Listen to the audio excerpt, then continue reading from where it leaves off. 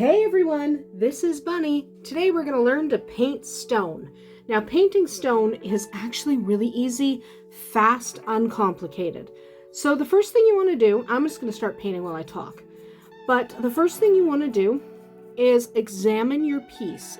Now this piece I'm working on is an ancient ruin arch. Okay, it's from the Land of the Giants set, I believe, with from one of the Kickstarters I supported a couple years ago. I've had this in the closet for a while. I was working on other stuff. But you want to examine your piece. And this one it's got a lot of detail from someone carving it. Okay, so it's been carved out of the rock around it. So you want to look at your piece, figure out what it is, and pick your primary stone color. Okay, in my case, I am picking a pretty deep gray. This is actually called a pewter gray, even though I think it's a little darker than that, but that's what the color on the bottle is, pewter gray. And the thing with this paint, this is an acrylic paint, and I know it doesn't really look pewtery, and that's actually because it has some texture to it. One of the things I like doing with stone is to use a paint that has a little bit of texture. So this almost is gritty when it dries, and I like that for my base coat of stone. And I am going to do a second color of stone because I might as well, but I'm doing just the entire thing in one color first, because if you get too busy with your colors, so you have 27 different colors of stone, it's actually going to be too much. You're not going to be happy with it. I thought when I first started painting that I had to devote so much time to all these pieces of terrain and that my stone had to be super detailed, but it doesn't. It'll look fantastic, even if you just take some time to use a color you like. You need to like the color, but you don't need a million of them. I would recommend not picking more than 3 different stone colors, maybe only 1 depending on the size of your piece. So in this case, this is a fairly large piece, and it has these carved areas with people, and there's some kind of ancient ruins on the edge and stuff like that. So this does have a little bit of detail. It's not just flat stone. It's not just natural stone, even though the color is very natural. It would be because it's carved out of rock in the area, or at least that's what it appears to be. But it's not just a rock on the ground. So because it's not just a rock on the ground, I'm probably going to want a couple of different colors. However, I'm just picking this one base color for now. Pick your base color and paint the entire project in your base color. And obviously we're going to have to come back and paint the other side because I can't hold this part and paint this part at the same time. It's not possible. So we're going to have to put this down and then let it dry. When you are letting it dry, you need to let it dry completely, because think about it, I'm going to have to grip this whole side that I'm painting now. And because I'm going to have to grip it, I have to have it completely dry. Too many times we try to jump the gun and we get all excited and we think, oh, I'm just going to start painting, and it's not completely dry. So we're not going to do that. What we're going to do is we're going to make sure, I'm just going to finish this arch, but we're going to make sure that it is completely dry. Okay? And you don't want to rush it. It's okay if that takes a couple hours. It's not a big deal. Okay? So what if it takes a couple hours? Yes, we're doing quick and easy, and we're even doing a little bit messy, just so we don't have to spend too much time obsessing. But what we're not doing is rushing it. Okay? Quick and easy doesn't mean rushing it. Take your time, get your base coat on there. You don't have to go all the way, like you don't have to go as far as you can or anything. But I like to go where I had a decent place to grip. And then I'm going to put it down. And we are going to let that dry. Again, remember it needs to dry completely. You do not want it at all wet when you come back. Just take a quick glance, do any touching up that you need, any spots where you can see the undercolored primer. No, I look good.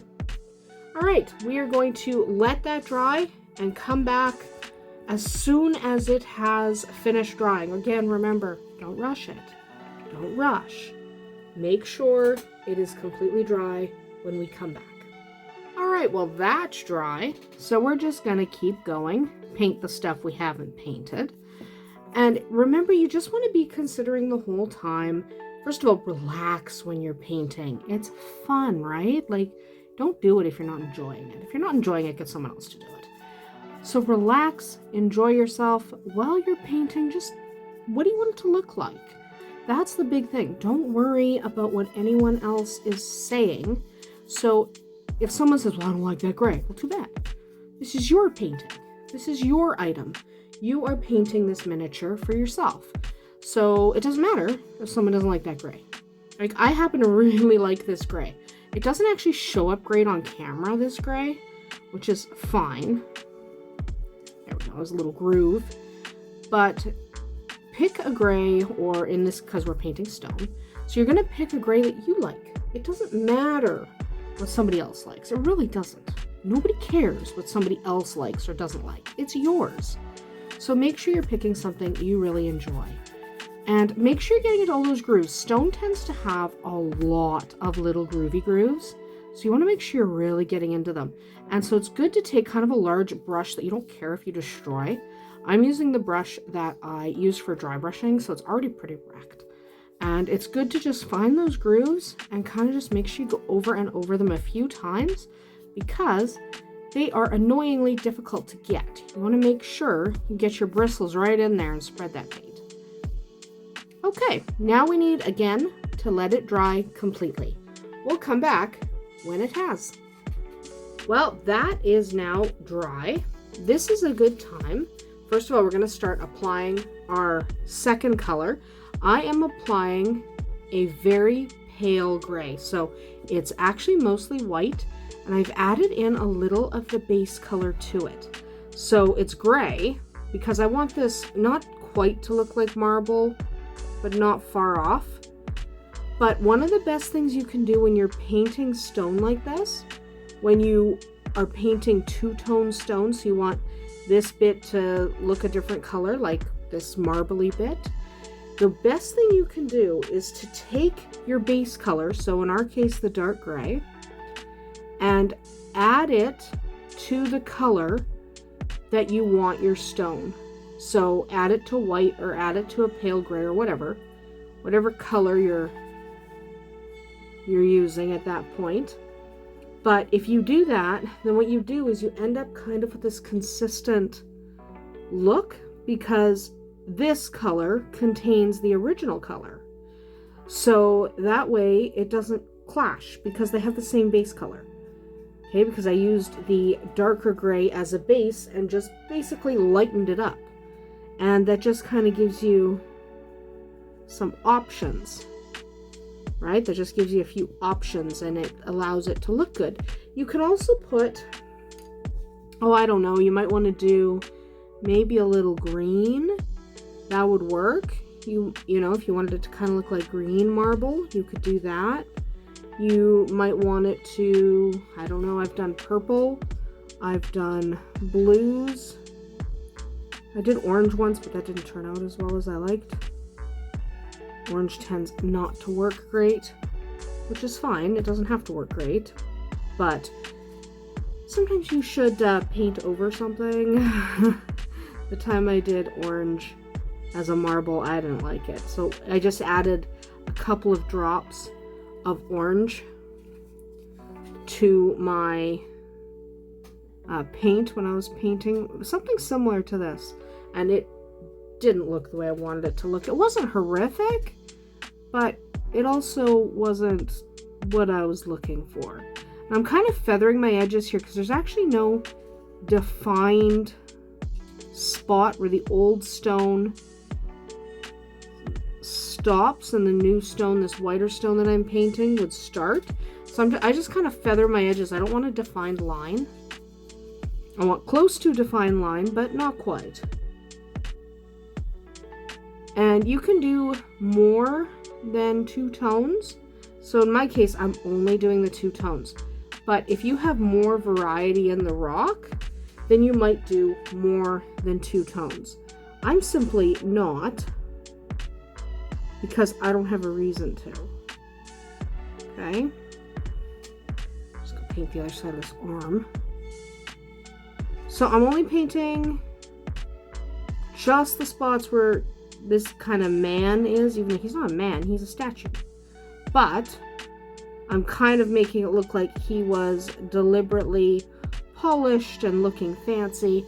That's my choice there. I'm not going to paint the skulls or anything on the back because that's not really the look I'm going for. But I am going to paint these guys on the front. Okay, I don't want to do the skulls. I want everything else to look like it was carved from that same rock. When you're applying your second color, that's an excellent time to start looking to see if you're going to apply a third color.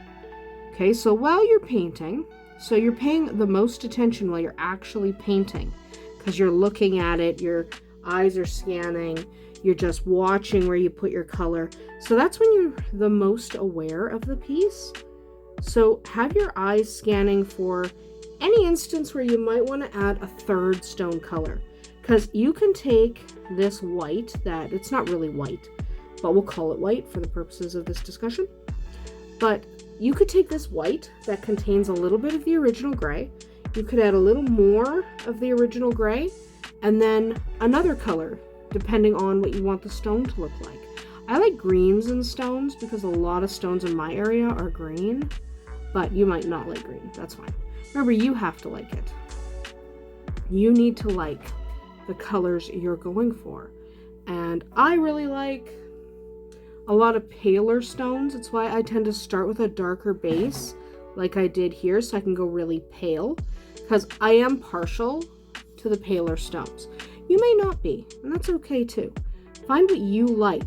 Remember, if you're painting for yourself, you have to enjoy it, right? You have to think that it looks good. You have to want, these are miniatures for D&D or Pathfinder or whatever you play. So you have to like how it looks in your gaming setup. It's not important what other people think about it, right? So stop worrying what someone else is going to think. I'm sure someone is thinking, I'm doing a terrible job.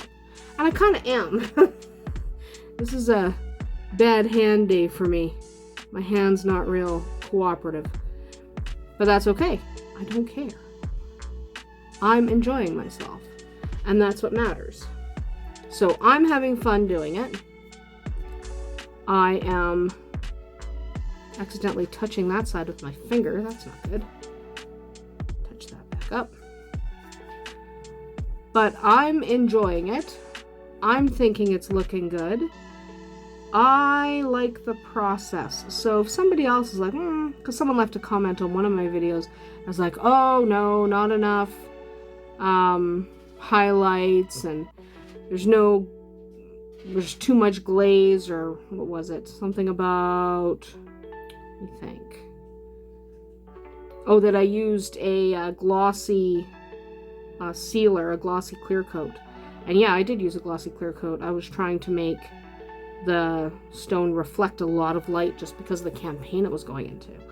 But somebody's always not going to like what you do. Don't worry about it. If you like it, it's good enough. And there we are. I don't see any other places that I'm going to put white on. So we're going to let that dry. Remember, you've been evaluating whether or not there's any spots that you're going to add a different stone color. Okay? So use that same color and then just modify it with another color so everything kind of blends. So you want to use that white color, add another color to it to kind of make your third stone color. I'm not doing a third stone color. I'm only doing the two.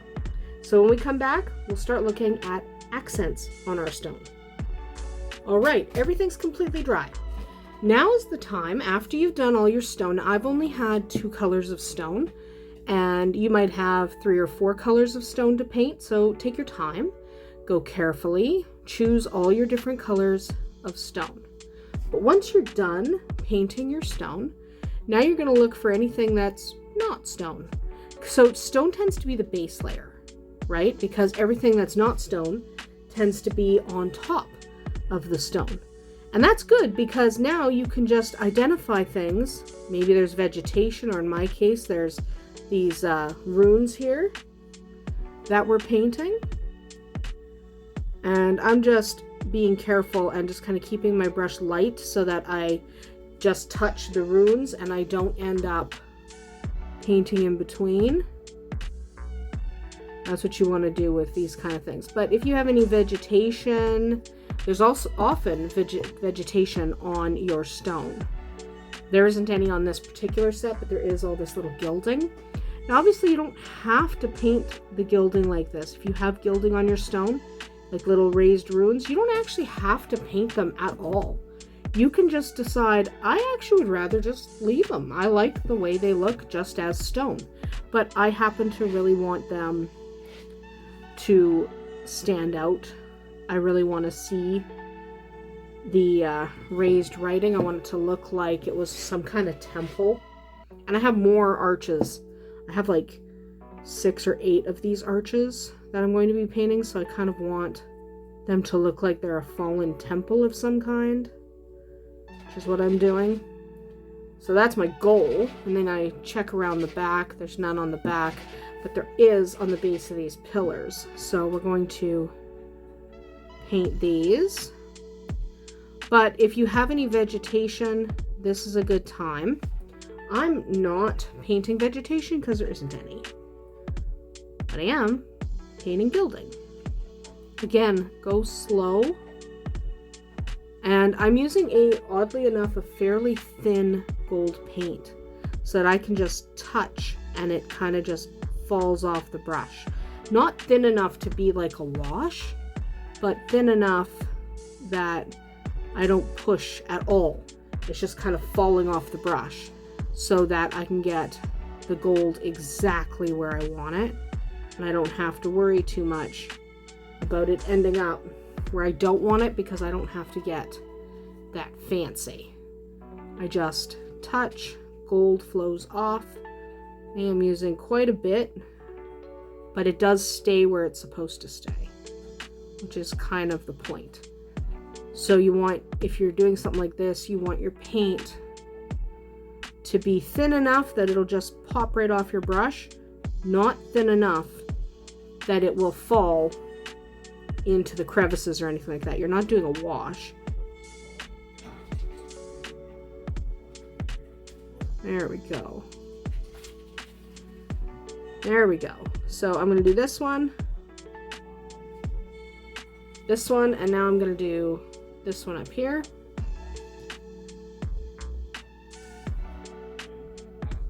And then we will be good, and it has to dry again. Remember, step to step, each color you apply, it needs to dry.